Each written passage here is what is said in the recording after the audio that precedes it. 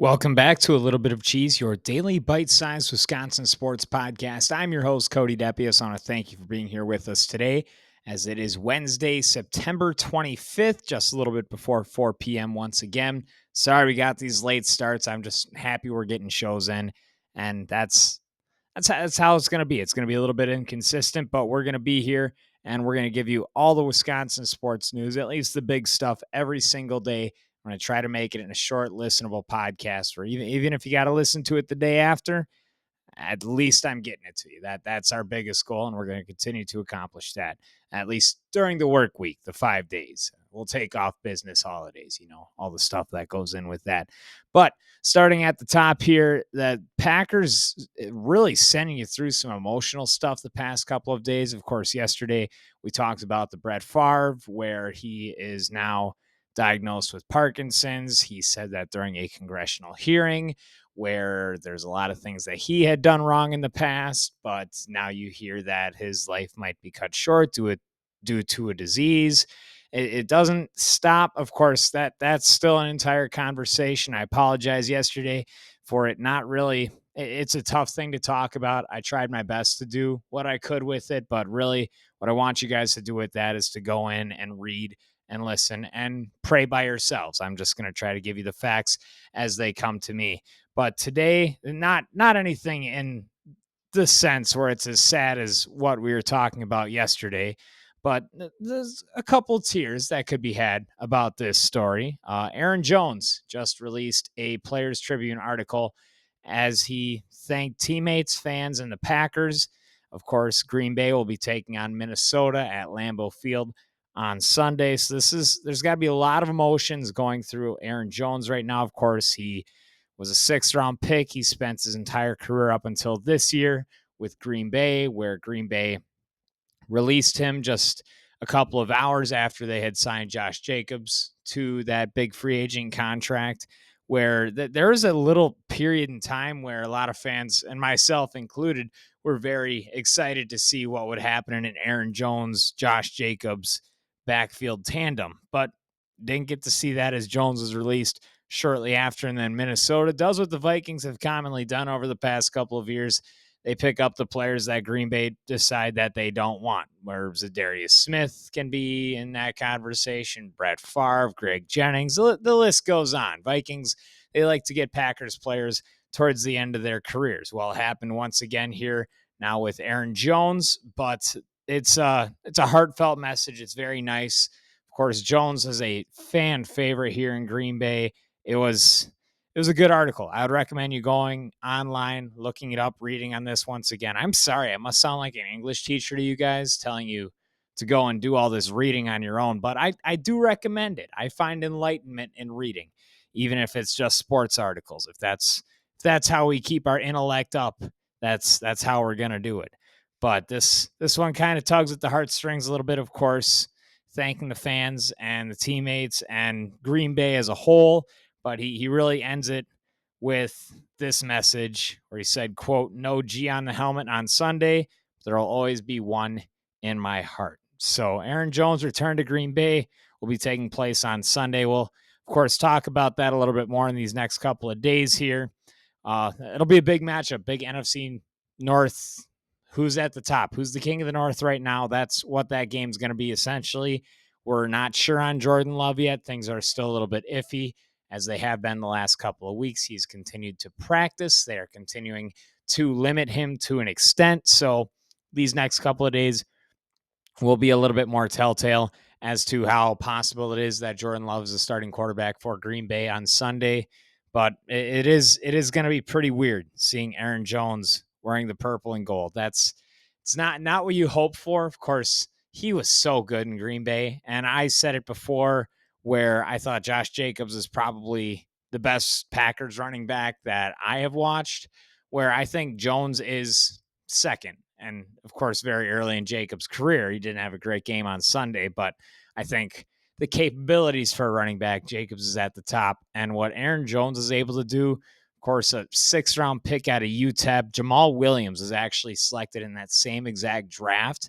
He was selected in the fourth round. He was supposed to be the guy in Green Bay, but Jones whether people expected for him to be it or not, he was the running back in Green Bay. He was the face of that backfield, and he carried that role with respect, hard work, and a heck of a lot of talent that I don't know how people didn't see. He was just one of those players that had a uniqueness to him.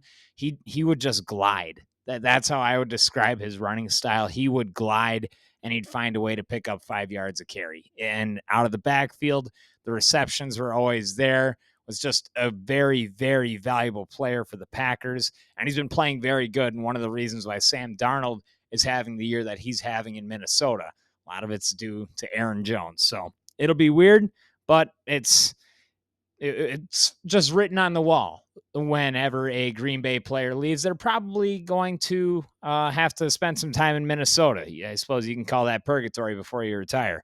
But yeah, so that game will be taking place on Sunday, and I'm gonna have to start this next segment apologizing once again. This shows you how bad I am with my scheduling and really how much I was not looking into the Badgers after they got blown out by Alabama at home.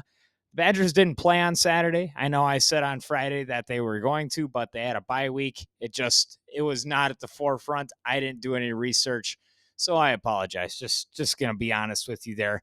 But the Badgers will be back at it again on Saturday, 2:30 p.m. start at number 13 USC. So Wisconsin, once again, big underdogs, this time 14.5 points is what Vegas has the Trojans winning by. That is the line. That is the spread right there. So big underdogs. I think the X factor is Braden Locke and the offense. How do they move the ball? Because when you saw them play Alabama after Tyler Van Dyke went down, which we now know is an ACL injury, we'll not see him for the rest of this year. So this is going to be a conversation for the rest of the season for the Badgers.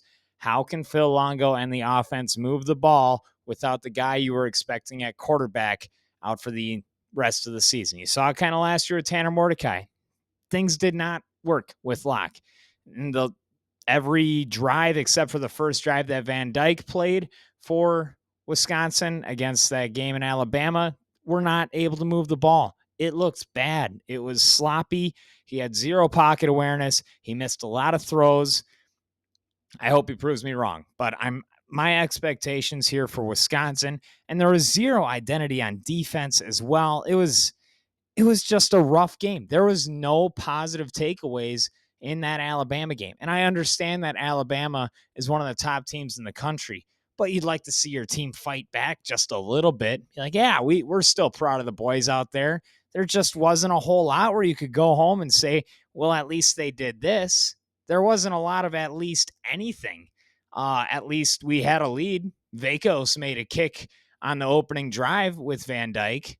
That was, they scored a touchdown after that, although it was garbage time and Alabama was kind of just sitting back on their heels at that point in the ball game and didn't really care.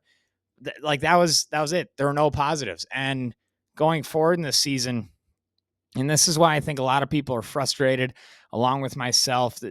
Like, I saw a video talking about the 2017 Badgers. They were undefeated in the regular season. They ended up losing the Big Ten championship game, but then ended up winning the bowl game. I believe that was the Alex Hornibrook year where he had a really, really good bowl game performance. But this team they're supposed to be top 10 in the nation. That's their identity. They're supposed to do it with defense. They're supposed to be able to run the ball.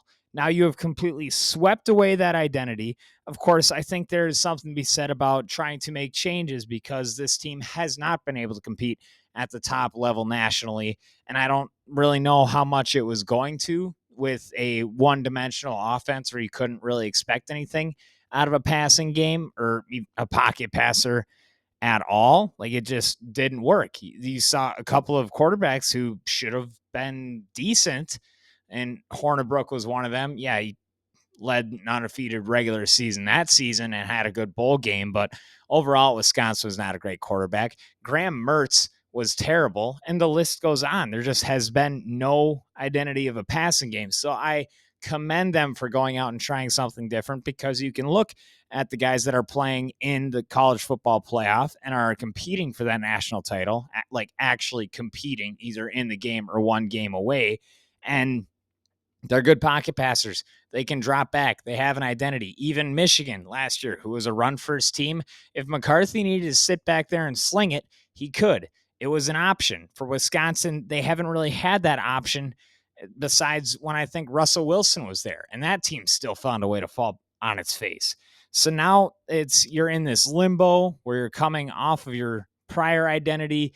Of course, new coaching staff, new offensive and defensive coordinators, new pretty much everything. It takes a little bit of a growth period, but you want to start to see growth. I think the recruiting process is good for Fickle.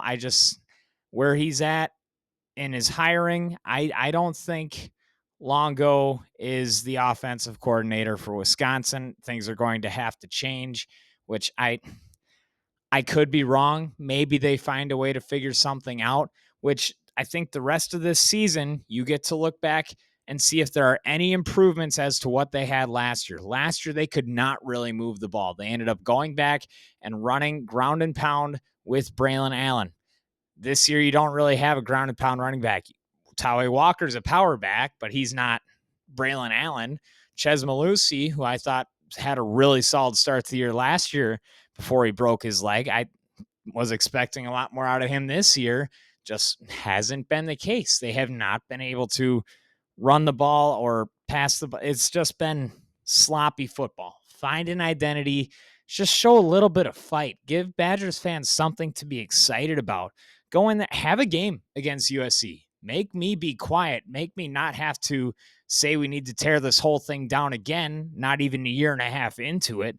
Like, make me shut up. I don't want to be ticked off at this team. I don't want to think that they're playing tomorrow, even though they have a bye week, because my care level is so low, regardless of how much I care for other Wisconsin sports teams. It just feels like a low point where just show me something. Maybe they will. I hope that they do. That was my little Badgers rant. Thank you for sticking with me on that. But now we can move on to something I'm a little bit more excited about. And I talked about it yesterday, how much of these games really even matter for Milwaukee. Probably not much, but you can see where they start to matter in kind of what happened yesterday. Tobias Myers got the start. He went just 4 innings, which you can look at that line and be like, oh, he walked a lot of guys. He really struggled. He just wasn't able to get into that fifth. They didn't feel comfortable with it. Not really the case. He gave up 2 earned runs. It happened early, but he settled in. He did give up 6 hits, but no walks. At the time that they took him out and then went into the fifth with a different pitcher, he's only at 49 pitches.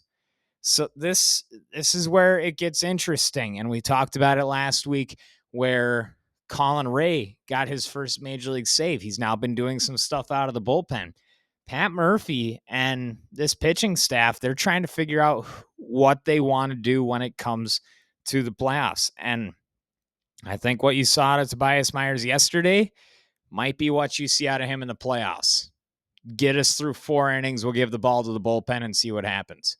Colin Ray came out of the bullpen once again. He had a really nice 1-2-3 inning in his first inning of work, but the second inning of work, he struggled, gave up 2 singles, was able to get a guy out on a strikeout, but then was pulled. So he went 1 1/3, didn't give up any runs because Hobie Milner, who came in after that, was able to shut the door and didn't allow any of Ray's inherited runners to score. But I think it's a little bit of foreshadowing. You're going to see Tobias Myers. I think he's going to start, which it was also stated in articles that he would be ready to come out of the bullpen. But I think that would be silly. I don't see a world where you trot out Colin Ray to start against a National League playoff team. There is just no reason at all to even put him out there. I would even say as an opener, where this Tobias Myers role, I think, is solid and maybe even perfect for him. I don't know how much you want to see him go through that lineup a third time, but if you can get him through 2 times, even if it only gets you through 4 innings, I think you call that a success because the amount of depth that you have in the bullpen. If it gets to a situation where you need a little bit more length, then maybe you can trot him out there for that third time through the order. He can get through the 5th, maybe even the 6th. But I think their first goal, get them through 4, have the lead, and hand the ball to somebody else that you trust and get that bullpen going, see where things go. For the offense yesterday, it was a 7-2 victory against Pittsburgh, by the way. Not a whole lot of excitement in the game. They're pretty dead. There is a story a little bit sloppy. I'll touch on it just a little bit. So Rowdy Tellez, who's a former Milwaukee Brewer, he actually had 35 home runs for him a couple of years ago, but he had since been released by Milwaukee. Actually, they just didn't sign him after the season last year. He went to Pittsburgh, and in his contract, he had a clause where at this point in time, right now, if he were to have 6 more plate appearances for Pittsburgh, he would get a $200,000 bonus. Pittsburgh cut him yesterday, so he's not going to get that $200,000 bonus. That's kind of the state of things in Pittsburgh right now. They're sloppy. It kind of says a lot about that front office. Like, who's going to want to come play in free agency for you if you know that you're going to be dirty to your guys after they had signed a contract? And Rowdy Tellez would have had 6 more plate appearances. He would have got that bonus. They're cutting him cheap. That is just sloppy, disgusting. You hate to see it. That's kind of the state of the clubhouse, and you could see that yesterday with Pittsburgh. So be happy about the Brewers, how they've continued to have, like, over the course of this year, there hasn't, like, the only real, I'd even call it almost a bad stretch, was right after they won the division, and they played like they were hungover for about 3 games and a third. But they picked it right back up. They're not going through a long, sustained bad stretch. Pittsburgh is a team that has had those stretches. They were over 500 right around the All-Star break. They were actually buyers when it came to the trade deadline. But this second half, regardless of how good their rookie sensation Paul Skeens can be, they have struggled. The vibes are bad. A lot of bad juju out there in Pittsburgh. So Milwaukee, go out and get a sweep. See if you have an opportunity to go and get that 1 or 2 seed. Like I've been saying, like a broken record the last couple of weeks. Take advantage of a team that is down in the dumps, that doesn't like to treat their players the way that they should be treated. Rowdy deserves that money. I'm going to die on that hill. But Milwaukee back in action tonight. Freddie Peralta will be on the mound, a 3.69 ERA for him. He'll be taking on Luis Ortiz. It's been really solid for Pittsburgh this year, actually, a 3.43 ERA. They've had him as both a starter and a long reliever. He's been really good out of that starter's role. 5:40 first pitch. I'll be watching that game tonight, and we'll be back tomorrow with all the good news. I'll preview a little bit of the Thursday night football game. We'll get a little bit more Packers stuff. I'll see how much I want to touch on Badgers. If there's something exciting that pops up, we'll talk about it. If not, we're going to leave it, and we'll maybe make a prediction on a 14.5-point spread. Wisconsin at USC on Saturday. But we'll be back again tomorrow with all your favorite Wisconsin sports news. This has been A Little Bit of Cheese, your daily bite-sized Wisconsin sports podcast.